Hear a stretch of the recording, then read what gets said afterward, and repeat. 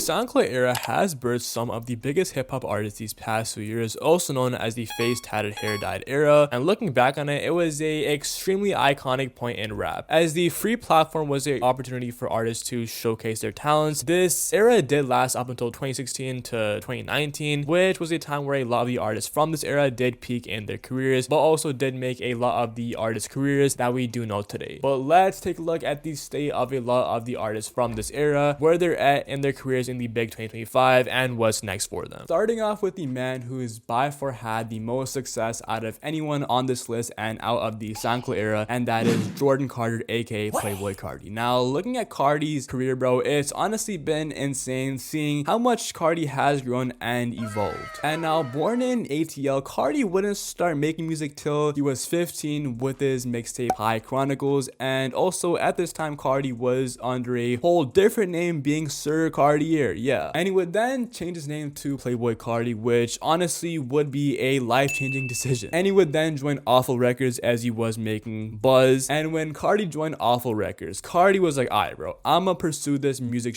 full time, and he would then move to NYC and stay at a drug dealer's house, which at this drug dealer's house, members of the ASAP mob would often visit. And from then, Cardi would meet ASAP Bari, and would then introduce Cardi to ASAP Rocky, and then at that point, ASAP Rocky and Cardi became super fucking close. At this time, Cardi was seen a lot with the ASAP mob, and also Cardi was dropping bangers at this time, bro. Songs like Broke Boy, Fetty. Shortly after, Cardi would sign to the OG imprint, also known as ASAP Rocky's label. And in 2017, after a long ass wait, no, not as long as you wait for Iron Music, it was probably a like year wait, bro, like Something Light, you know what I'm saying? That was for his mixtape Self-Titled, which would chart 12 on the Billboard, and also did birth some of Cardi's most popular songs to this day. For example, Magnolia, Cardi's breakout hit out of the SoundCloud era, and also other songs like Woke Up Like This, Location. Like bro, this album had so many bangers on it. And he would also be in that Cash Cardi era, which fans still miss to this day. And he'd also be seen clicked up with Uzi a lot, which, speaking of Cardi and Uzi, they would tease 1629, which was the collab tape between the both of them, which has yet to drop. But Cardi and Uzi were seen as the main duo in the SoundCloud era, aside from like X and Ski maybe, and the two would be seen a lot from 2016 to 2018. And in 2018, Cardi would drop Dial It, which honestly did get a lot of mixed opinions, but is seen by a lot of Cardi fans still as Cardi's best album. And at that point, Cardi was a mainstream name, and for the next 2 years would honestly be very iconic points for Cardi fans, as Cardi would announce his album Whole Lotta Red. And during the Whole Lotta Red rollout, during this time period, some of the most iconic and popular Cardi leaks would end up leaking, like Pissy Pamper, Cancun, Skeleton, bro, I can go on and on. As we all know, Whole Lotta Red did drop. Cardi basically changed aesthetics and became completely unrecognizable from his Cash Cardi self. And this album honestly got shot on at first when it dropped, but then obviously it did grow on everyone. And after Whole Lotta Red, the 5-year wait for Cardi's next album was honestly brutal. And in those 5 years, funny enough, Cardi's fan base would only grow and grow. And he'd also be featured on some of the biggest artist projects. And then exactly 5 weeks ago, Cardi would drop music. Finally, as it did sell 300k, no one else on this list is even selling close to Cardi's numbers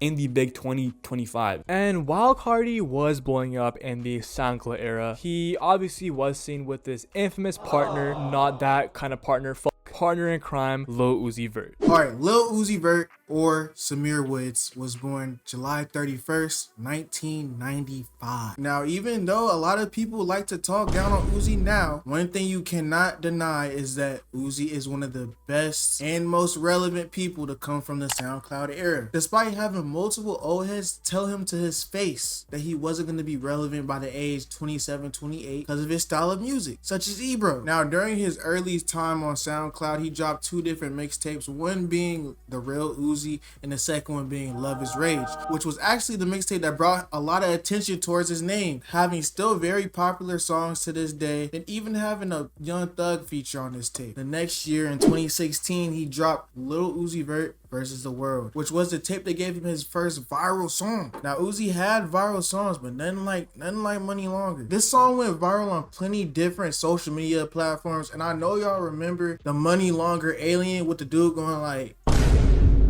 Now, during the time Money Longer was going crazy, that's when Uzi was picked to be an XXL freshman. Now, this XXL cypher was the most popular and still is the most popular video on the XXL YouTube channel. And that should tell you how influential this cypher was. Had plenty of people saying they're a bunch of mumble rappers, they're not gonna last, and Uzi obviously proved them wrong today. Now, the very next year, in 2017, Uzi dropped a little EP called Love Is Rage 1.5. which actually featured XO Tour Life. Now, this song blew up in the SoundCloud community, but when it dropped with his first studio album, Love Is Rage 2, everybody and their mama was playing this song. This song today is still one of his most popular songs on Apple Music and Spotify. Now, Love Is Rage 2 was the album that really solidified Uzi as a mainstream artist, as this album is seen as one of Uzi's best projects to this day. Now, after this album dropped, Uzi would go on a little bit of a hiatus. Now, this hiatus wasn't really Uzi's fault. It was really just a whole bunch of label issues going on behind the scenes that would delay his projects. After these problems were solved, Uzi would start teasing Eternal Take, which went through plenty of delays, having multiple versions of this project. But when it finally dropped, people was rocking with it. People will argue that this is Uzi's best project along with Love Is Rage 2. Now, at this point, Uzi was really up. He just dropped 2 back-to-back amazing projects. How could anything go wrong? This is when Uzi decided to get experimental and drop Pink Tape, which was very different from his previous album. While the album did sell well, selling over 160K units, a lot of people were not rocking with this album. So people started hitting him with the washed allegations. And anybody who is tapped into the rap game knows that these allegations are very hard to beat. Once you got the washed allegation attached to your name, it's dang near no getting it off. And now at this point, we're all waiting on Uzi's next project, and that's when he starts to tease Eternal Take 2, which dropped very quickly, by the way. Pretty sure it was like a week after he initially teased it. Now, sadly, this album absolutely flopped. Almost nobody liked this album except for like a select few people like Amchan. Meanwhile, at the Krusty Krab, I get right with my dog. I said, yo, shit. But the majority of people did not like this album. And that's where we get to the present day, where Uzi's career is probably at the lowest it's been ever. And us Uzi fans that are still left are waiting for his next album, which hopefully gets his name out of the mud. And now I think we can all agree that Uzi did have a very successful run in the SoundCloud era and is still pretty relevant in the big 2025, even though people call him washed, which I do not agree with. Another artist in that era who unfortunately cannot say the same is Smokepurpp. So in my opinion, Smokepurpp is honestly one of the biggest what ifs from the SoundCloud era. Some may not know this, but if it wasn't for Smokepurpp, then Lil Pump would have never even tried rapping. However, at the same time though, attaching his name and brand to Lil Pump so much like he did, and of course all of his antics, would actually be the main factor behind his downfall. Smokepurpp began making beats all the way back in high school, but there was just one problem. Initially, nobody wanted them, so instead he came up with the idea to try rapping over his beats himself. Then, after crossing paths with fellow Florida native Lil Pump in 2015, you know Smokepurpp. Yeah. So that's your man? Yeah. Like y'all grew up together? Yeah. Bro was like, man, you start rapping. I'm like, what? Start rapping? Fuck, like, oh, that's alright. Like, just do it. You hard. And then I just started doing that shit. going on to drop multiple early tracks together on SoundCloud. This would lead to, then, in March of 2017, Smokepurpp signing his first ever record deal with Alamo and Interscope Records. And from there, things exploded. Only a few days later, Purpp announced his debut commercial mixtape, Dead Star, which would go down as a SoundCloud classic, featuring his breakout hit, Audi. However, though, as big as it was, Audi would prove to be the peak of Smokepurpp's career, as Purpp's momentum plummeted almost as fast as he blew up. First came his infamous freestyle in 2019. For some reason, Smokepurpp decided it would be a good idea to try and rap for 40 minutes straight on Tim Westwood. I guess inspired by Juice WRLD, who was a million times better at freestyling, but as he would quickly regret, this Smokepurpp freestyle is easily one of the worst freestyles we've ever heard. You can move me at the motherfucking limelight, cause I really wanna blow pipes. Like, yeah, I'm a motherfucking boner. I got a motherfucking boner. As you could guess, Smokepurpp was clowned all over social media. Then, after deciding to release his debut album that same year, titled The Dead Star 2, this debut album significantly underperformed on the charts, but not nearly as bad as his next album. A year later, Smokepurpp dropped his second album, Florida Jit, and along with only selling 5K in first week sales, which by the way is terrible, as of this video, Florida Jit is still the last full project released by Smokepurpp.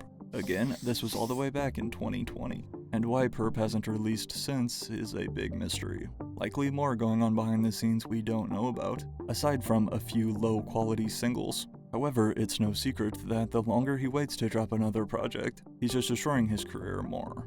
To make matters even worse, in 2022 Smokepurpp found himself going viral once again, yet not for good reasons. My niggas scammers and robbers, yeah, every day hit like they bosses. Double my checks in the water. I filmed how there was no one there. This clip of Smokepurpp's show in Michigan made its rounds all over the internet, as people laughed as maybe 10 fans were in the crowd. Unfortunately, as it currently stands, there is basically zero hope for a successful comeback from Smokepurpp. At this point, fans really only listen to him for nostalgia.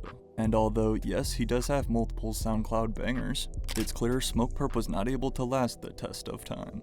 But yo, this has been 1111. Thanks to Amchan for letting me hop on this video. And another artist who was seen heavily with Purpp during the SoundCloud era was obviously Pump. Let's get it. Okay, Lil Pump, Lil Pump. Alright, man. We're gonna talk about it, bro. Gazzy Garcia, however you want to say his name, was born in 2000, Miami, Florida. He got kicked out of multiple schools growing up, but that didn't stop your boy Pump. In the early days of SoundCloud, Lil Pump started uploading tracks to SoundCloud in 2016. And his early songs like Elementary gained traction purely through online buzz, to be honest. What truly made Lil Pump stand out, at least in my opinion, was how bad and like stupid these bars were. The pink hair, just the whole clout era. It was like, who could be more stupid? But yeah, the wild energy, the stupid videos, the whole J. Cole and shit like that, and the youth really riding with that shit, bro. But what changed everything for Pump was Gucci Gang. And when I first heard this song, shout out to my boy Hector, because he's the one that sent me this, and this shit just took a life of its own. Peaked at number 3 on the Billboard 100. The video has over 1 billion views. But I feel like shit didn't really start going crazy if it wasn't for that boy Cole Bennett. The D-Rose music video, legendary. He ended up signing to Warner Brothers. Pretty random label, not random label, but you don't really see a lot of up and coming SoundCloud era, signed to Warner Brothers. And I believe there was like a little like brief hiccup because he was like underaged when he first signed. I don't know. His second album though, Harvard Dropout in 2019. I'll never forget, bro. I bought that vinyl for like $5 at Urban Outfitters. That shit was on sale for $5. It just went along with his, persona that he dropped out of Harvard and whatever. But it did have the, I guess, classic song, I Love It, with Ye. I don't like that song. I didn't really like that song, but hey, shout out Pump.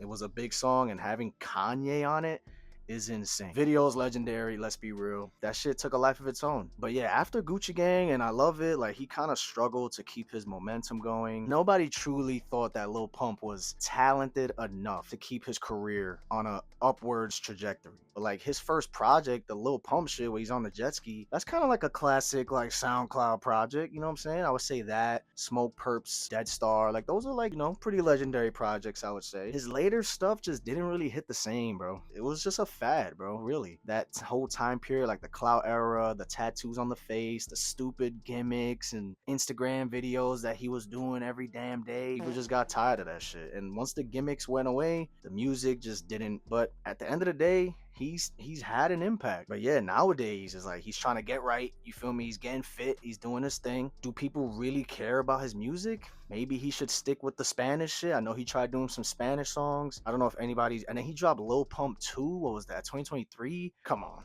that tape was not it, chief. But yo, shout out to Amchan, man. Shout out to Amchan for putting me in this video. And another artist who did come up with Pump in the SoundCloud era, who is also from Florida, is Ski Mask the Slump God. Hello there, I am Jivo Draws, and I'm here on this Amchan collab on the SoundCloud documentary. It's about time. So in my part, I was told to talk about the artist Ski Mask the Slump God.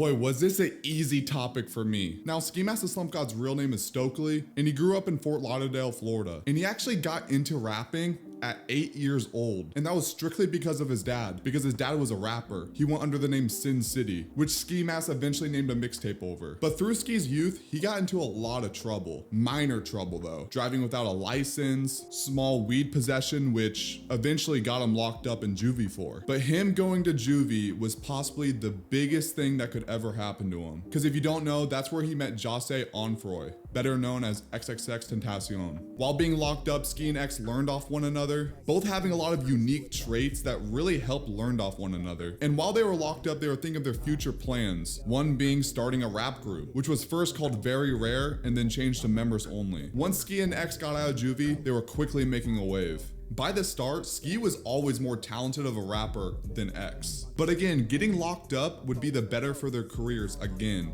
Because once X went to jail, his mugshot blew up online. It went so viral that everyone affiliated with him also went viral, and especially Ski Mask, cause he was really, really good. And yeah, in the SoundCloud scene, I don't think we've ever seen an artist like Ski Mask. His clever rap patterns, his unique flow, his unique sound. Even old heads could appreciate an artist like Ski Mask. And for a while, Ski was really being known as X's sidekick because X was becoming a global superstar. But I think before X passed, Ski really proved himself. Now he did push him away from X, but that only helped his career because he was really dropping really good tracks. And after X's passing, that only blew up X's affiliates even more. And Ski Mask released his debut album, Stokely, which is loved by fans. But since then, Ski Mask has really just settled down. He still had people really dedicated waiting for new music, but Ski was already set for life and he went through a lot of trauma through that journey. A lot of devastating losses, and that's hard for anyone. But just a couple months ago, he released his sophomore album, 11th Dimension. And while I think a lot of people have forgotten about Ski Mask, if you haven't listened to this album, listen to it. It was one of my favorite albums of the year. I still listen to it now, and I think it is more complete than Stokely,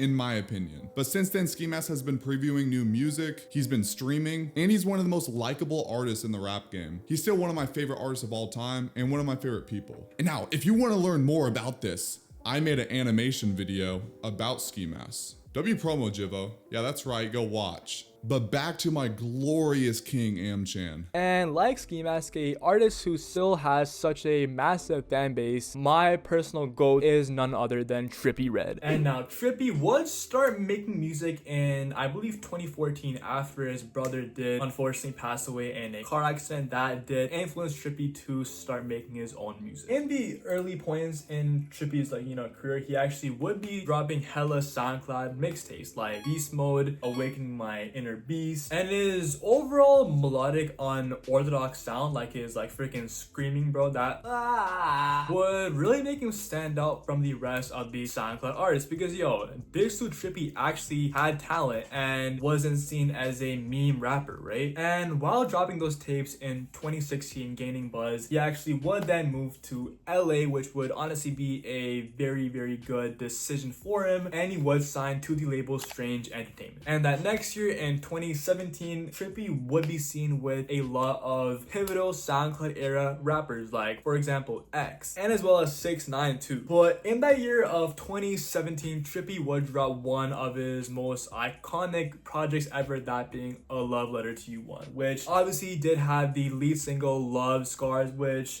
this song was actually put out the year before, but obviously wouldn't blow up until A Love Letter to You 1 did actually get put out. And this song was fucking massive. And also Trippi and X would drop the biggest SoundCloud era song ever, that being F Love, which is the most streamed song on SoundCloud ever, and it also currently has almost 2 billion plays, which is honestly mad. And he would then drop A Love Letter to You 2, and then later in that year 2017, Trippi would drop the song Dark Knight demo with Travis Scott. And now shout out to Travis for actually seeing the potential in Trippi. And then in 2018, still seen by many fans as Trippi's best overall year, but would also be a tough year for Trippi as he would lose one of his closest friends, that being X. Obviously he would have that beef with 6ix9ine, which at this point Trippi absolutely dominated him, but he would also drop the craziest back-to-back album run ever, I'd say, out of any other artist in this era. These two albums were honestly the perfect shot at 6ix9ine because 6ix9ine is nowhere near talented as Trippi. And bro, this just showed everyone that Trippi is the much better artist. And also in that same year, he actually would also be seen working with Juice WRLD a lot. And also in that next year, 2019, he would drop 2 more projects, ! And A Love Letter to You 4, which was his highest sales out of any project at that point, and did obviously also feature Juice on it. But then Juice unfortunately did end up passing in late 2019, and this obviously, you know, did have a toll towards Trippi. And despite losing 2 of his best friends, Trippi would still continue dropping. He would drop Pegasus, Trip at Night, and he would even birth that rave genre along with Cardi, right? So yeah, from 2023 he would drop 3 albums, which are all bangers. I don't care what anyone says. Last year he unfortunately didn't drop any albums, but this year in the big 2025, Trippi is working on his next album, Judge Me Now, which, hey, I have been covering a lot on my channel. Big shout out to Trippi, love you bro.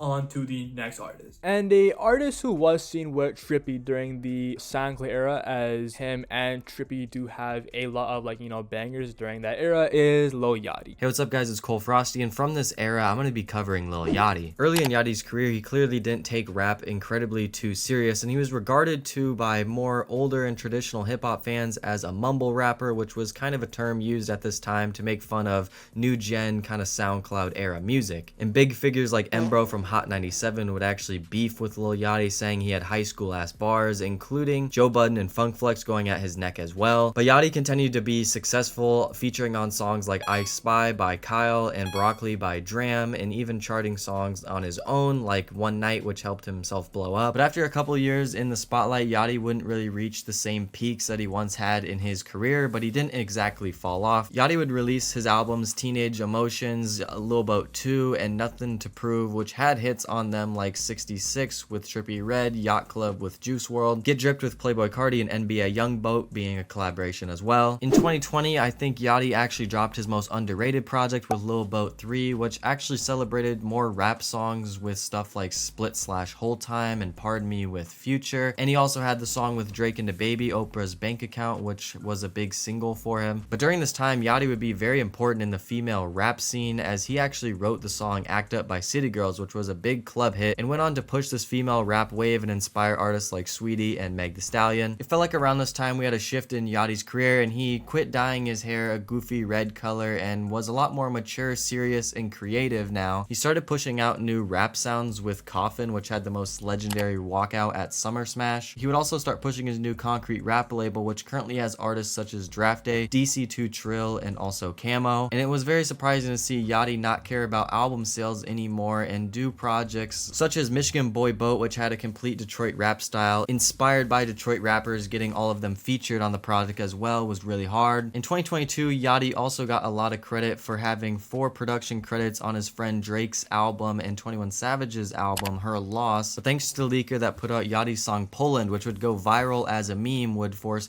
Yachty to drop the song, giving him a free hit, debuting his new auto-tune singing sound, which he would do plenty on his brand new genre-switching psych rock album Let's Start Here, which kind of again started a new chapter in Yachty's career, which I think is his masterpiece and one of the best albums of 2023. He would follow up this album with the most consistent run of his career with big hits like Strike Holster, Solo Step and Creep Boy, Tesla and the Secret Recipe with J. Cole. And at this point, you don't really know what to expect from Yachty. He can give you rap songs like Hate Me with Ian and A Cold Sunday, but also give you out of nowhere a alternative collab album building a whole world with James Blake. I think Yachty has a very unique journey out of all of the SoundCloud artists, but nowadays in 2025 I can comfortably say that Yachty is one of my favorite artists. But like Yachty, a artist who also has escaped the SoundCloud era, who unfortunately fans are kind of worried for him as of now, and that is Kodak Black. Kodak Black, this man's career's done had so many ups and downs since he came into the music space. And I mean, Kodak came into music off a hit song, off an anthem. No Flockin' was a song everyone loved. You could not get away from this song.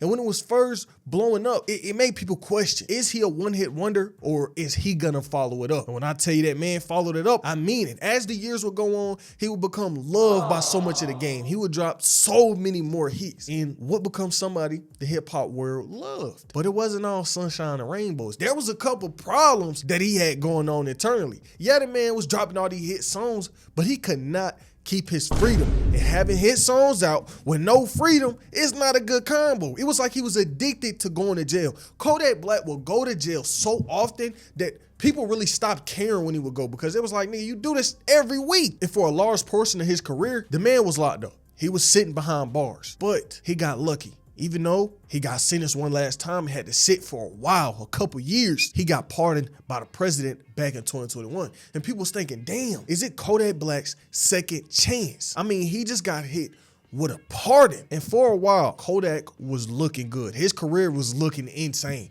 Just a year after getting his pardon, he drops a hit song, Super Gremlin. Everybody loved this song. You can't get away from it. It's top of the charts. It's all over social media. It was looking like Kodak was really back. It was like, okay, he got out and he got back in his bag. Till it wasn't. He started to fall back into that trap of constantly going to jail. Even after getting pardoned by the president, he would start back going to jail. But it wasn't just jail problems that he was facing. He had been on drugs bad, and it's not like, oh, we just hearing stories about him being on drugs, or we might see a tweet or two about Kodak tweaking. I mean, it's full-on videos of him being wasted. It's full-on videos of the man being fried. Remember when he was on stream with Kodak and he was tripping bad and it was viral everywhere on the internet? It wasn't even just that though. A couple weeks ago, Kodak Black video pops up online of him dead ass laying in the middle of the street, so fried, he just eating chicken. He's laying in the road eating chicken. This was like a call for help. People was looking like, can Kodak come back from this? People were really scared for Kodak because we done seen him bad, but I don't think we've ever seen him that bad. He really fell from grace. He had so many chances. He had so many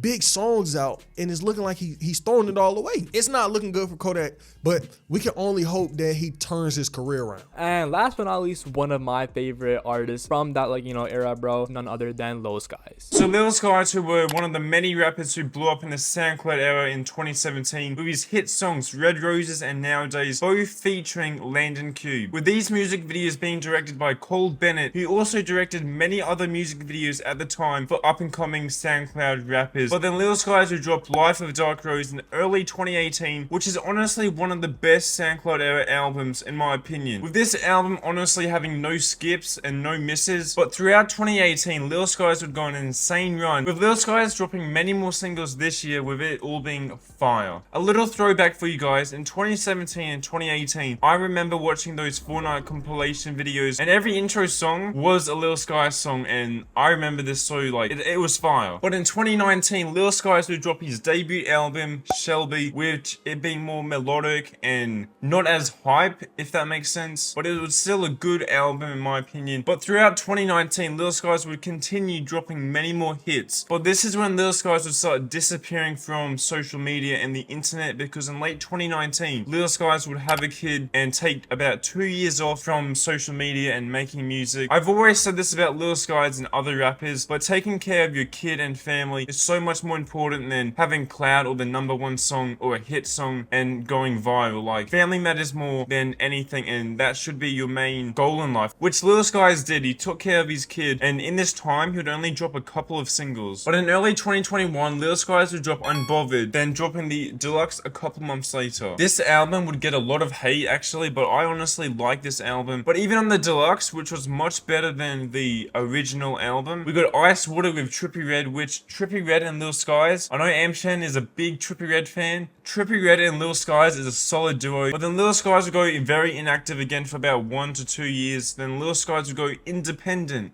Yes, Skies would go independent, but then Lil Skies would get signed to a label again, Big Noise Music Group. But what's next for Lil Skies? Could he have a comeback? Honestly, I feel like any rapper could have a comeback if they actually wanted to, but it doesn't seem like Skies cares about the clout or fame anymore.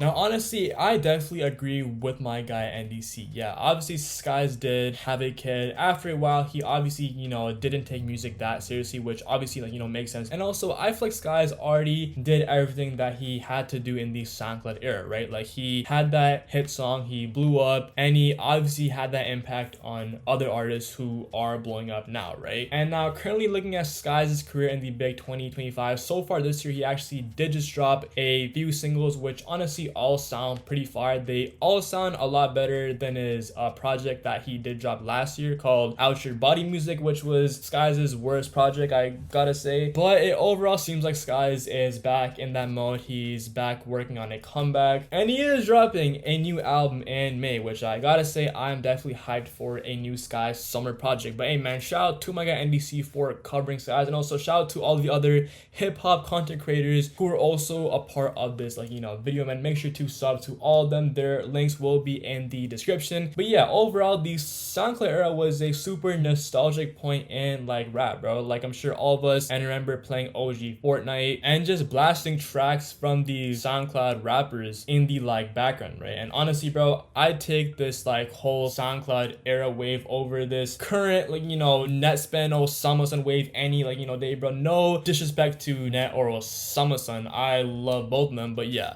man, that is gonna conclude the SoundCloud documentary, man. In the comments down below, comment down below who is your favorite SoundCloud era artist. Obviously mine is Trippi, you know what I'm saying? Big 14. But yeah, man, love y'all. Thank you guys for watching. We out.